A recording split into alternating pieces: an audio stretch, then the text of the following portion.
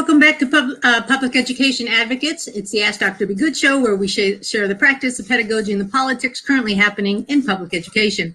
As always, I ask that you write your name in the comments when you come in and let me know your observations, comments, and questions about the topic being discussed. I'm a longtime teacher, so I enjoy having an actively participating class during the show. Even if you listen later, you can still pop your questions in because I'll get a notification and I'll respond to you. Now let's get started. Today we have again a current event, public education, politics type of show.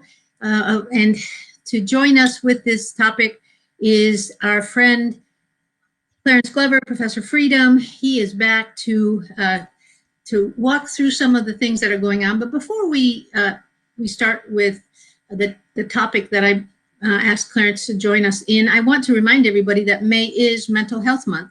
And be that as it is, I'd like to start the show off with some reminders. Now, I know that some people have heard some of this a lot, but some people haven't heard it enough. So let's just go over quickly the 5 steps to mental well-being, okay? Because some of you will connect with it, some of you will take it and send it to somebody else. And so just let's get through, again, just 5 simple steps to mental well-being. One is to connect with other people, okay?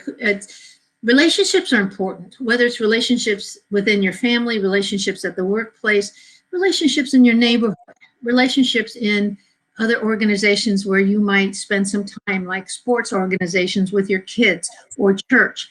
Relationships are important, and in many ways they are very fulfilling and enriching if they are healthy. Right? And so a lot of times, if we have those kind of relationships, we stay mentally healthier. So, have healthy relationships that are positive and that bring you a positive feeling. Any relationship that doesn't bring you a positive feeling, may be time to let go of that relationship, or at least put it on the side burner and not be part of it for a while.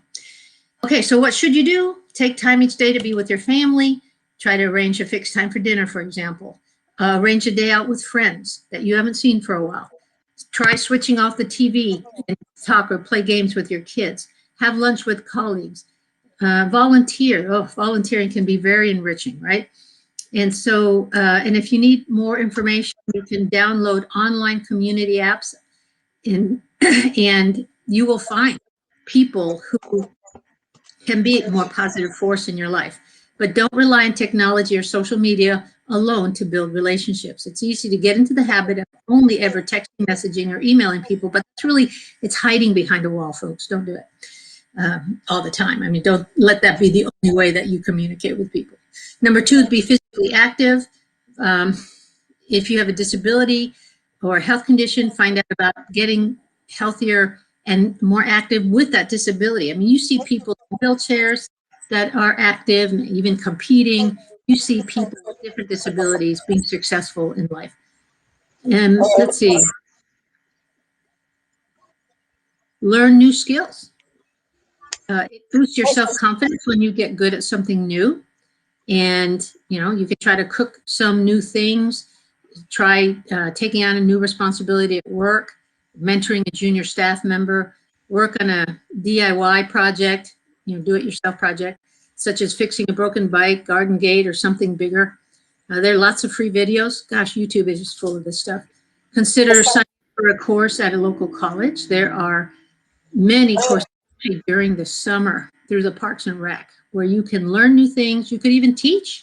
That's very satisfying too. Teach other adults. So if you're good at chess, you could teach chess. You could teach it to children. You could teach it to adults. You could go into centers or assisted living. So do the same things. There's many opportunities to find ways of boosting yourself as you boost others. Give to others.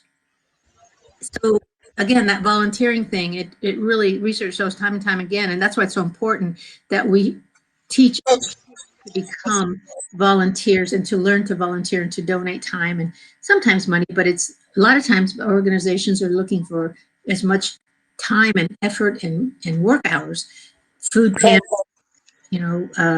and other places like that. They need people to help and to be the ones giving out the food. And so it's not donating money. And pay attention to the present moment, mindfulness. I was chatting with somebody today about this.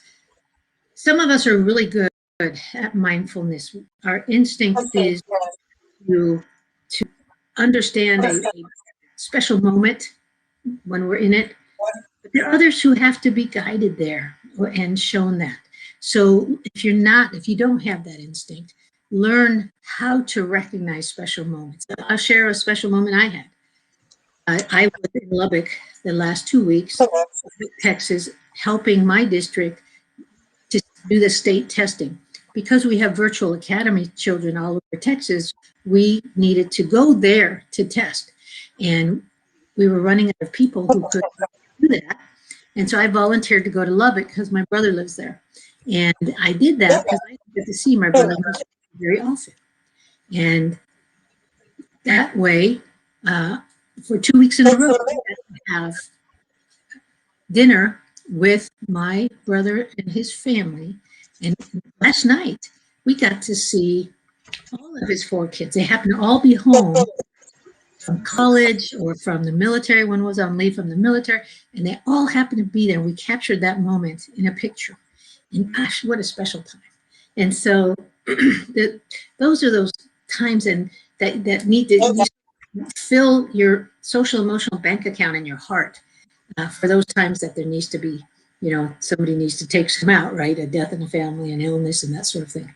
So mindfulness is something that if you don't do it, you need to learn how. And there's lots of opportunities to learn how to be more mindful for your own mental well-being. So those are short and sweet 5 steps. And I'll be happy to put the link into the article and the website where those came from. But not everybody is feeling well-being. And an article caught my eye, and I asked Clarence to come on the air and talk to me a little bit about this, because this is something that it caught my eye, it startled me, and then it made sense. And that is the impact racism has on mental health. So thank you, Clarence, for coming on and chatting with me about that. That's something that most people, they're not tying those two things together, are they? At least, what did you think? That's correct. Thank you. Well, I think that the article is very timely. And as you know, I've been engaging in this study and research for some 40 years now.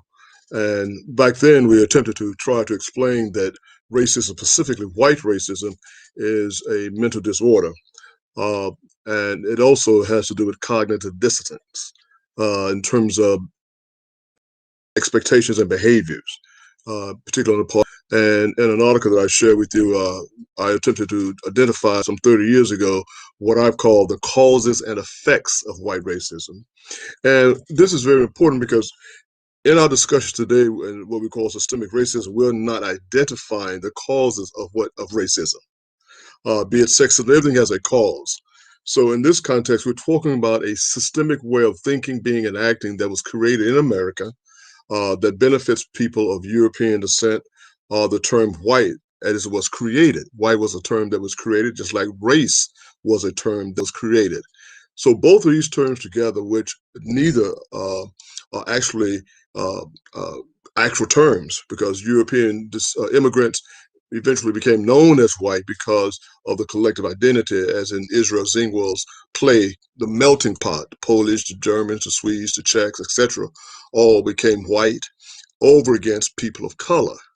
And subsequently, Europe, using these terms, began to expand, explore, and exploit people of color throughout the world. So here in America, we see our nation built upon the principle of, i.e., racist of people, which is not a scientific fact, benefiting white people.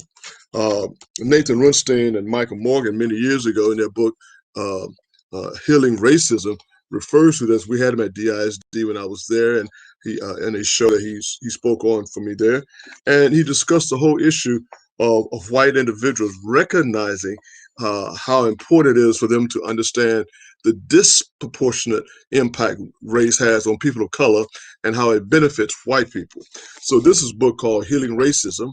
Again, these books have been around for quite a while. I'll read a portion of what I quoted in my article 30 years ago, and it comes from Joseph Bart. And Joseph Bart states, Joseph Bart, a European American, made a startling but accurate statement in his book. And I quote, Liberating Our White Ghetto. He says, America's racial problem is not a minority problem, it is a majority problem. The cause is in the white society, the effects are felt in the minority community. The problems of minority people are only the symptoms of white America's sickness. The white society owns the minority ghettos of America. Excuse me, we control them, maintain them, and condone them. What happens in the ghetto is determined by what happens in the white community, in the institutions and agencies of white America, which cause and perpetuate the problems of minority life. So that's just a quick summary of the article what Joseph Bart said. It's echoed in Otto Kerner's commission report also of the 1960s. How white individuals began to talk about not white racism as an individual, but rather white systems that impact white people.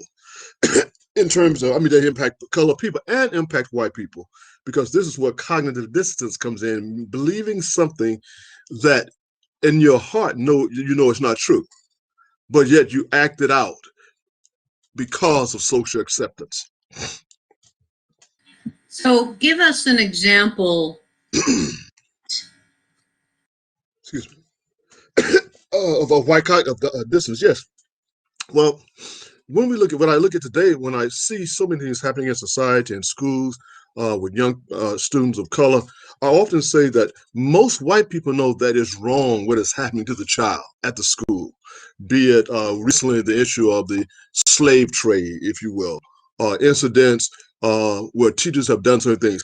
I submit that most white people know those things are wrong. And yet, very few white people speak up. We are beginning to see them speak up today, which is very good. But in terms of a collective discussion, when we say, what does this school system need to do around systemic white racism? Well, the discussion is not a general discussion about, all people are racist, all people have discrimination, all people are prejudiced. No, we must focus on asking, how does a society, through its media, through its religion, through its economics, through its redlining, all these various components, how does a system maintain the privileges and the opportunities for white America? And how are these things then looked at in terms of change? Because if those changes are to be made, then we are talking about certain behavior. For example, we would talk about school districts where there are taxes from homes, where one district's property taxes are much lower because of redlining, and African Americans cannot own homes. And over here, you have European Americans who own plenty of homes, so they have plenty of property taxes. So you have better schools, you see. Do you have to have the government come in and say, well, we need to balance this out because these individuals who were not able to get homes because of redlining cannot have better schools, you see. And that is a historical problem. It goes back to the history of cotton and the whole history, picking of cotton, economics of cotton, the slavery system that were built around cotton, the shackles. And when I use my shackles as a symbol of Professor Freedom, taking the chains off your brain so your mind can work, the key to taking the chains off our brains is a key, if you will. There's a key here. During slavery, there was those in shackles and those basically a system that had the key. I use this analogy that there are keys and shackles. We never talk about the key. We only talk about the shackle. But if we talk more about the key, then we can do more to take the shackles off. Would I be right in thinking that you're talking to white people when as same as black people as far as taking the chains off your brains, because you'd be taking racism out of your brain by opening stuff up to the fact that racism is built into the systems, the societal systems that white people have grown up into and through. Is that right? Well, I think you say that I'll be speaking to Black America. Well, no, that's taking the shackle, take the Take the chain. chains off your brain so your mind can work. Yeah, right. And then you're not only talking to Black people, you're also talking about the chains of racism off white people, right? If you take those, if you open your brain up to the possibilities. Yes. Dr. King said that the civil rights movement was designed to do two things. One, to save the Black man's body and the white man's soul. And so there is the symbolic thing of the shackles, certainly within the context of the shackles. There are shackles of racism on whites that have not been released. There have been shackles of oppression in Black people that have not been released. And we do not talk about how the shackles of racism and systemic racism affects even European white people. This is why I'm talking about a cognitive dissonance. It does something to a human being to look at another human being and based upon what they perceive as color to define them as less than. Just as it does for a man to look at a woman and says that she is less than because she is a woman. It does something to the perpetrator of the ideology, of the concept of what it ism, if you will, racism, sexism. It takes away from their humanity as well. In Africa, we have a word called Ubuntu. It's from Swahili.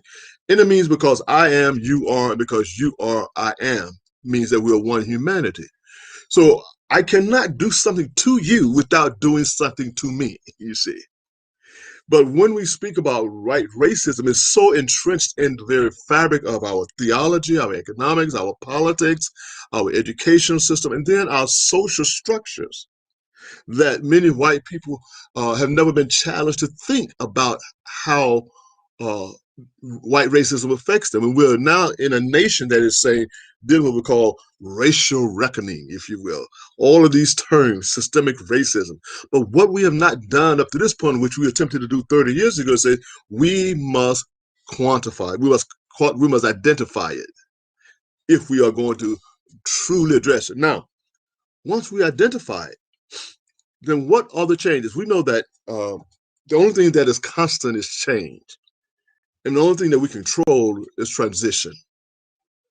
America is a changing experience.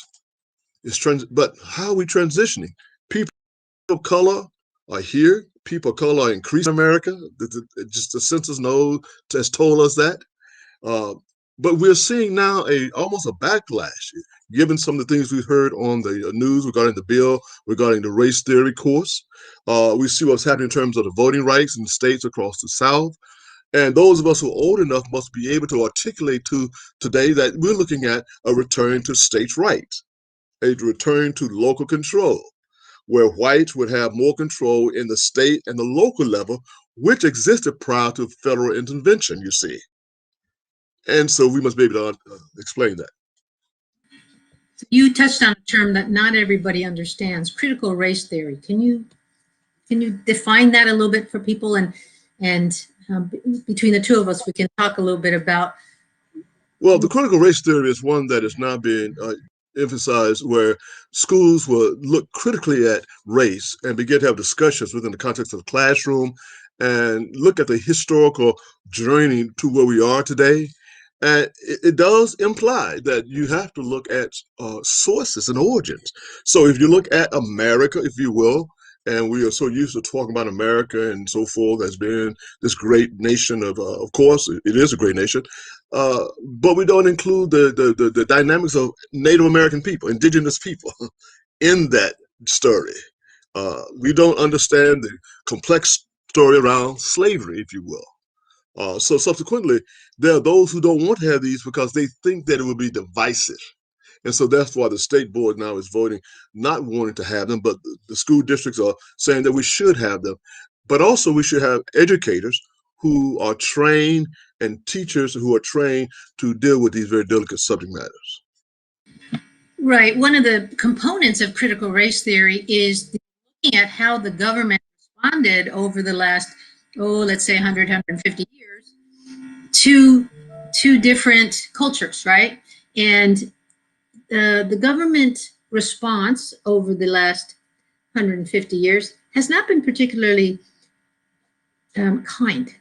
And so there are those in our legislative bodies, because this is not a Texas thing. This is, I think Florida has already passed their law. It's already been signed by the governor that they will not be allowed to teach critical race theory. In Texas, it's being looked at. There's a chance that it will make it, but a bigger chance it won't make it, which is good. It gives us 2 more years to work on that. But it's Sankofa, really. If you think back, yes. Train me, it's looking back. Looking back, yes, to while go moving forward. Yes, and that's what they're trying to actually keep from happening. Plus, there's some pieces of it of not forcing teachers to teach current events. Current events, that's right. Not to discuss current events. Yeah, there's a lot of important things going on right now. There are a lot of moving parts here, if you will. But what it ultimately is, and I'm not surprised, as I've said many, many years ago when I was doing training for the Dallas Police Department and others, the most oppressed person in the 21st century would be the white male. And the white males today are launching a major campaign to try and retain what we have of good old America, if you will. And we must be sensitive to our brothers, because when you talk about changing a nation that has been for 400 plus years modeled, designed, created, and for a group, if you will, it's very difficult for them to transition. We should not be so arrogant as people of color nor women. I think that's wrong. To act as though we should just force them and be belligerent toward them, that's wrong. This is what Dr. King was trying to get us to understand, is that as we go through the change, but your means and your ends must justify themselves. Your means must justify your ends. And the means by which we engage in change must be just means. So as we speak to our European American brothers in particular, we must let them know that we are not trying to destroy white men. We are trying to work on resolving the issues that, yes, white men in the early days of America created.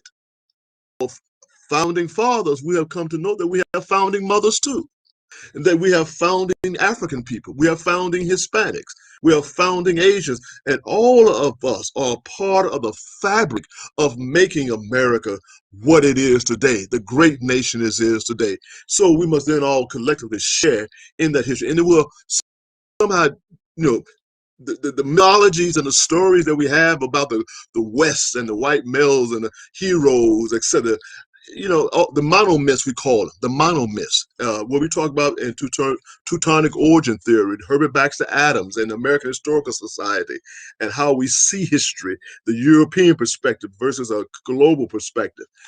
These are all critical things, but we must say to our European American white brothers particularly, join us as we transition into a new America. Well, and I'm hoping that as you and I have these conversations repeatedly, there are different things that cause us to sort of come back and talk about some of the new things that are going on, but then reverting back to some of the original causes, that people are becoming more comfortable with that concept. Because it's hard. It is hard for any white person to think that they're part of the problem, right? I didn't have anything to do with slavery. I'm not racist. I'm not, right? That's, you and I have heard that from many, many white people. But that's when, and again, I want to make sure I say this right, but when a white person thinks that, and they don't say it out loud, but they think it, what I need for them to understand is, then we haven't reached you yet. And I don't mean brainwash, because there's some of that going around, right? What I mean is that we haven't made our argument credible enough yet for you. And my hope is that as we continue these conversations, especially, one of the really things that grabbed me was the Teutonic theory around the European lens. And that made so much sense that the dominant society, dominant culture would write its story through their lenses, their European male lens, right? And That's right. so that made so much sense to me, because yes, that's what has been going on. And so Yes. recognize that, then maybe we can say, oh my gosh, I think I can buy into that. And if that's so, then how can we get a global perspective versus the European perspective of what's happened in history the last 400 years or more, right? You and I have discussed, we had a very interesting thing happen with the Cinco de Mayo, Yes. where you brought something to my attention about Cinco de Mayo and about the fact that the Spaniards also had slaves in plantations in Mexico. You know, I lived in Mexico and it just wasn't talked about. And But also, not just the slaves, but you had El Yanka, who was a who was a prince from West Africa, who went to the mountains of the Olmecs, and he fought for freedom. He was not enslaved. When he was enslaved, but he broke out and became a leader in Mexico and created the Yanka uh, uh, community, which is now Yanka Veracruz. And that when we saw that video, what you see are these dark black faces with these farm hats. The story connects that these were Yanka warriors, descendants, fighting with the Spaniard. We never talk about that, which impacted the Civil War because Napoleon III wanted cotton from America, you see? And so these are the pieces. But also, and I just want to back up before we close out, is that we must work, I submit, is to help European white people in America, European Americans, to realize that racism is not an individual phenomena. That's why we say, you and I share with you, race system, which gives birth to racism. Now, the ideal of a racist becomes a conscious person. It's just as sexism. I, as a man, am a part of a sexist system. I am. Therefore, the best that I can be in this system is a recovering sexist. And I do that every day by trying to be aware of those benefits and things that happen to me as a man that women may not, how much money I make, how much money women don't make, things at the store and car dealerships, etc. Those are systemically woven into our society. So therefore, white America must understand that we're talking about a white race system. And an individual, by saying, I'm not a racist, does not take them away from the system.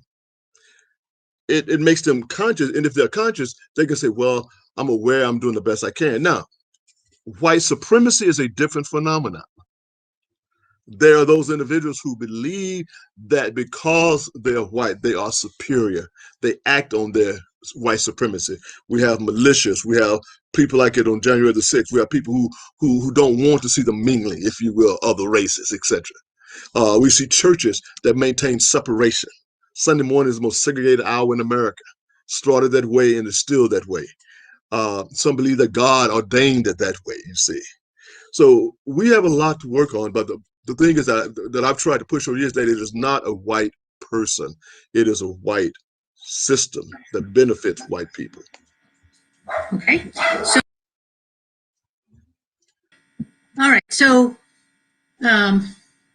one of the things that you and I have been talking about, and I'm going to let the cat out of the bag a little bit, Clarence, is that you and I are working on I don't want to call it a training, maybe a conversation, right? Yes. A planned conversation around this topic to go out among people and just talk about it and look at it and examine it and look at the evidence over time from, we could go back to the Spaniards and to the Moors 800 years ago, right? And I believe in the year 711, 800. Well, that was when Tyree the Great went into Spain, of course, and then you had later on King Ferdinand. All that's a part of the whole evolution of the caste system in Spain. Maman Bequeen, the coloring book. But our conversation, I think, will be you and I. We've been on this journey for some 20 years together. Since DISD, you and we try to bump heads. We going up and back and forth. We sparred a little bit, intellectually, if you will. And I think that conversation that we have had is what other people need to have. And if we can, by mirroring that, providing information, we're still on this journey. And so I would love for people to write in the chat whether they'd be interested in being part of that conversation down the road. And over time, possibly in person, probably we'll do online at first, but in person would be, to me, a little bit more effective when we get the chance to get immunity going, right? But so I know that you've got to run, so I won't keep you any longer, but I do wanted to thank you for coming on and for talking to us about some of the mental health issues, the microaggressions. We really didn't go into that a whole lot, but people of color tend to be exposed to micro and macroaggressions, some almost daily. I mean, I'm a reader. There's a writing group called Medium, and I follow several Black writers, and what makes it credible to me is that I have read hundreds and hundreds of these essays that people of color have written, and there's a pattern and a trend through there. And that's how my brain operates. I look for patterns and trends. And so this is not just one person saying or two people saying, this is over the generations. This has happened to them. And one like I said, that is a given. And what I do in my work, of course, is to say that we this ever since s2e18 particularly, and this journey we have seen how white systemic racism affects African people and people of color in America. We cannot continue to see that as the old mind. Look at those poor people of color over there. That's a consistent line, as you said, thread that runs it. What I do, I read first and I said, I want to understand the people. I use the bat with my colleagues, friends of mine. I said, you can't break a man, you can't have a bat and break a man's leg and blame him for the way he walks and then hide the bat. We spend more time talking about how broken people feel than asking who has the bat. If we if we can solve the problem of the person with the bat, then we won't see so much brokenness, if you will. And so to that end, as I've done 30 years ago, I call my white colleagues and brothers and sisters to the table to have the conversation. And I consider it as we talk about the disadvantaged communities in the physical sense, in poor communities, there is in the mind of white America, as Joseph Barth said, a ghetto. It is a mental ghetto. It is an emotional ghetto. And those individuals are just as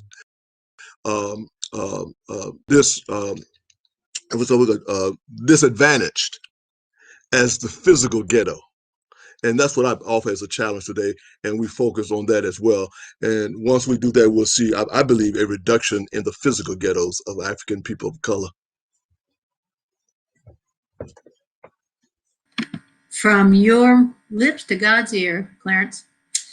We got to keep working at it, keep chipping away, right? We're chipping away, and so I thank you again for being on. I know it won't be the last time, but go out there and continue your good work, and we will chat with you soon. Thank you. We're Zooming with students. Bye-bye. Bye-bye. Well, that's always a fast time chatting with Clarence, but let's see what else is going on in the news.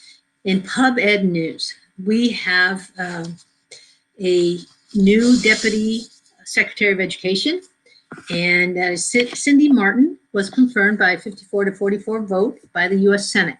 And why is this important? Well, she's the second in command to Cardona, the Secretary of Education, and she is going to be the implementer. Second in commands are often the implementers of the work. And she comes from San Diego, the superintendent of San Diego, which is a pretty large school district. And she has,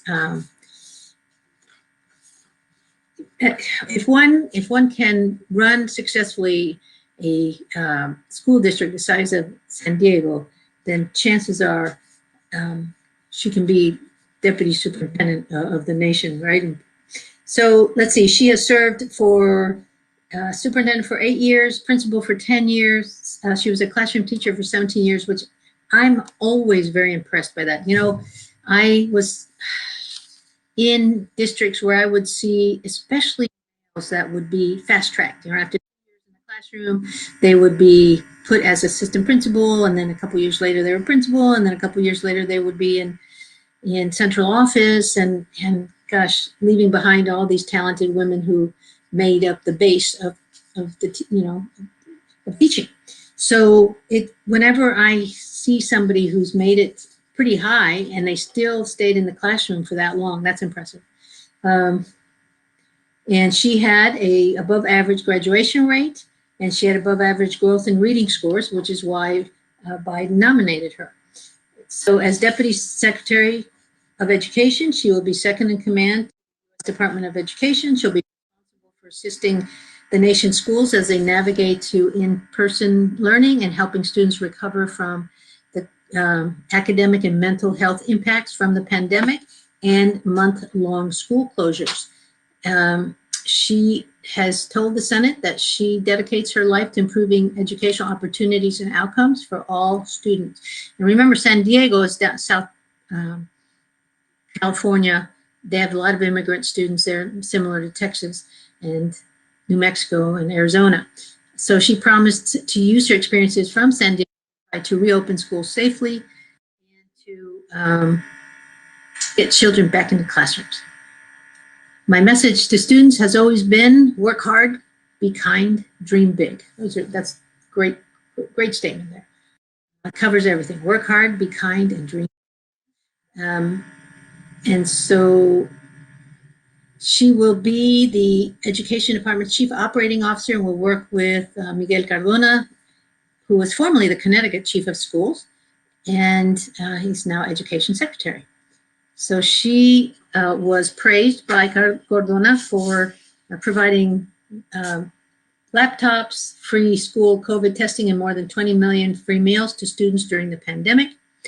And he said that as a teacher and a principal and a superintendent, she has been a champion for public education in a way that made San Diego proud. And they're sorry, of course, to see Cindy leave San Diego, but our nation's students and teachers will benefit.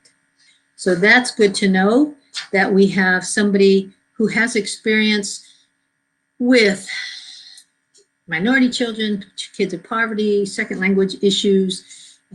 Those are all things that San Diego, similar to other big urban areas like Dallas, like Chicago, like New York, they all have those issues. And it's good to have, and it's nice to have a female. We're getting better at recognizing female ability and making sure they get some top jobs as well. We will be keeping track of that. So let's talk about why is it important for us to know who is at the federal level? Because and I was guilty of this. That's why I bring this to you all. That's why we talk about it. I was guilty of hardly taking my head out of my classroom when I was teacher, my school when I was principal, and sometimes my district when I'm still superintendent, but in the early years.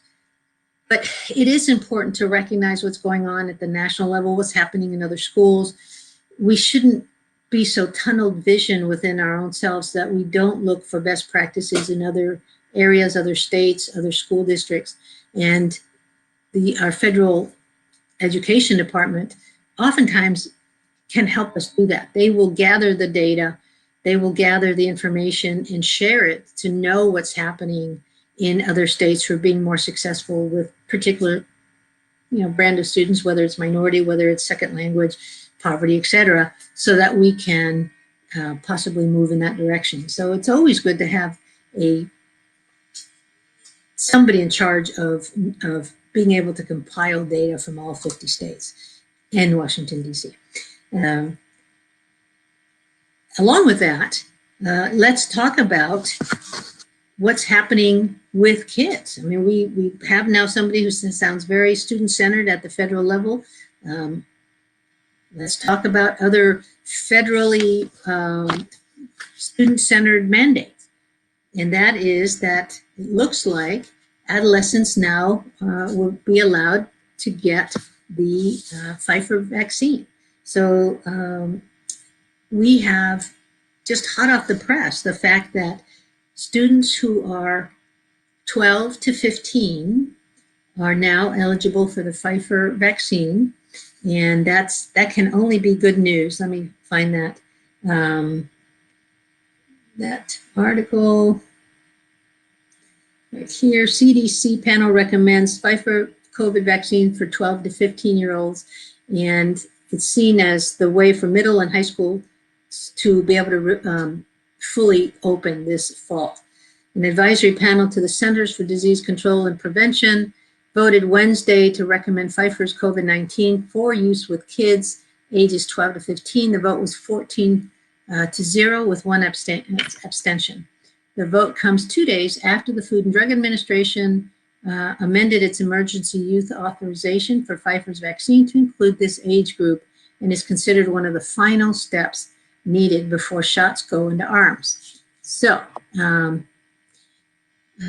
some of you may recognize the name Dr. Rochelle Walensky. She is the CDC's director, and she will accept the advisory committee's recommendation and clearing the way for the 17 million young people in this age group to get the shot. Now, some states, such as Delaware and Georgia, began administering the shots immediately after the FDA's action, but most major pharmacies and clinics say they would wait for the CDC's input before vaccinating the kids. Shots will be given in the exact way they were given to adults, 3 weeks apart with the same dosage. It's not unusual. Doses of flu shots, for example, are also given to kids with the same dosage. COVID-19 has not sickened adolescents as significantly as older adults. More than 3.8 million cases have been reported in children.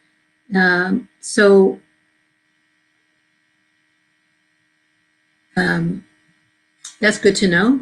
There have been gradual increases in the COVID-19 hospitalization rate among 12 to 17-year-olds over the past 2 months.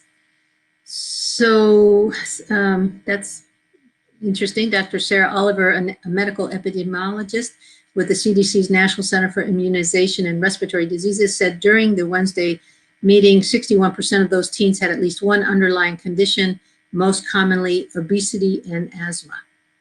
So, and those two, obesity and asthma, especially the obesity, I've talked a lot about over the years as I've done the podcast. Really need to have parents pay attention to that and understand the need to move towards a not only mental well-being but physical well-being of our children through eating well, eating more of a plant-based diet, ditching the sodas and anything that's got sugar in it, frankly. But all right, I'll stop preaching. COVID-19 is also linked to a condition called multi-system inflammatory syndrome in children, or MIS-C. As of May 3rd, Oliver said more than 3,700 cases had been reported, and they tend to be more serious in teenagers and younger children. Adding evidence for the potential benefits of the vaccine. All right, so more than 2,200 participants ages 12 to 15 were included in Pfizer's phase 3 clinical trials. About half got the real vaccine while the others received placebos.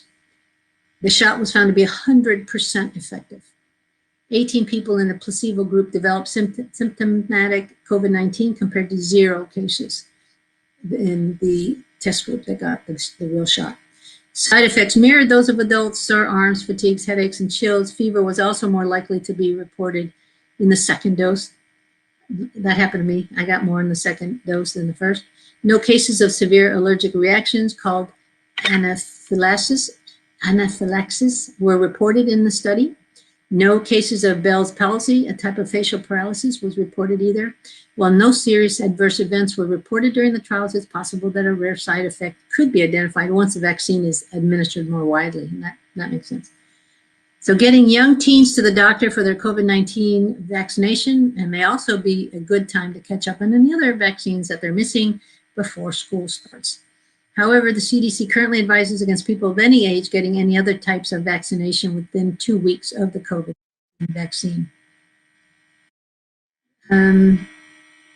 So let's see.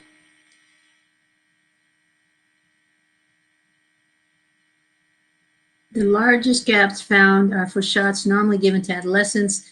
The HPV vaccine, which protects against human papillomavirus, the Tdap vaccine for tetanus, diphtheria, and pertussis, and the meningococcal vaccine to protect against meningitis. Those are all vaccines that are still recommended along with the COVID-19 vaccine.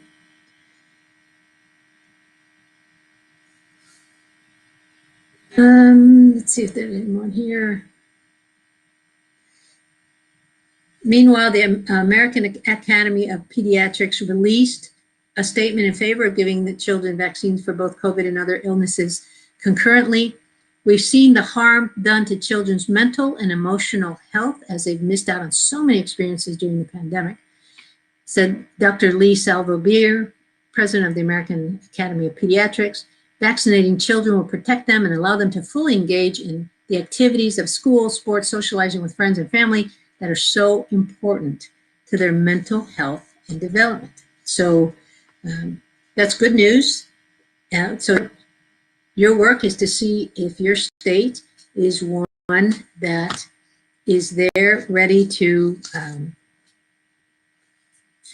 give the vaccine and how it will carry out. Now, in some states, they will, and all states, of course, they require parental approval for the 12 to 15-year-olds to get their shots, probably 12 to 17 also.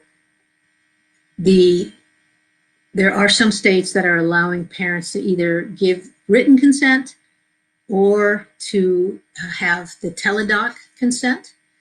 And there are actually school districts that are having clinics come to the school districts and give the COVID vaccine shot to kids as well with that written parent consent. So imagine starting by the time all this, we're in May, June, July, August. We've got 3 months, which in our world of COVID, 3 months, look what was accomplished in a year, right? So in 3 months, which is a whole quarter of a year, 25% of a year, we can,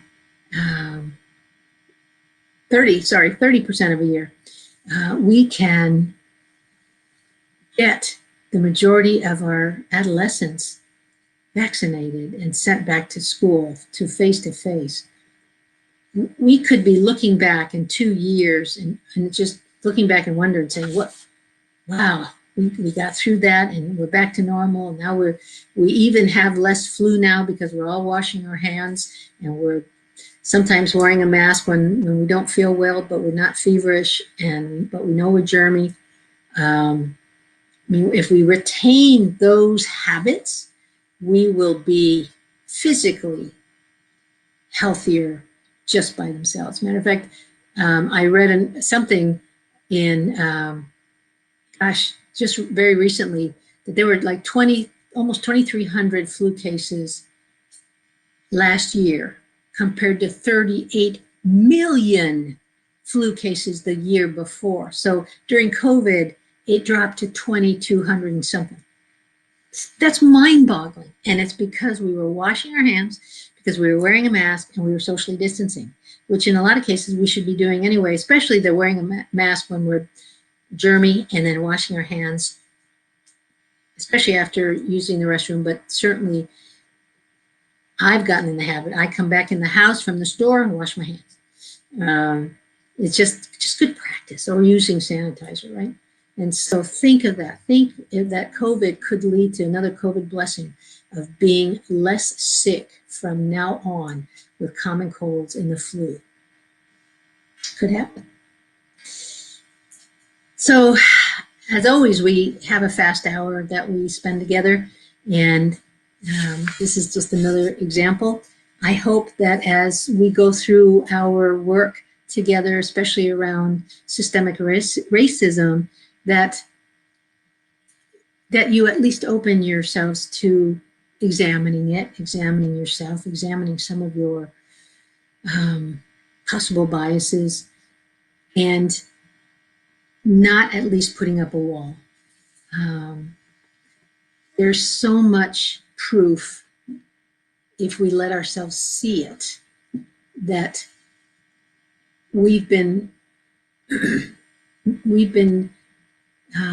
managed by a system of thinking, a European white system of thinking that has given us a sense of entitlement that we now need to understand and resolve. Everybody is entitled to feel, like they're powerful in their own way as individuals, no matter their color. And so give me your thoughts on that. And if you're interested in having that conversation, having small forums where we talk about the evidence that has been gathered, as we share it with you and as we open ourselves up to the possibility of believing it, then what, right? It's not just that, then the work continues forward in helping others also come to understand that we were manipulated by a system and that it's time to recognize that. All right, everyone. Thank you again for being here. Thank you for staying with us, and put your questions, your comments in the chat, and we'll see you again next week. Stay safe, everyone, and let's get back to school.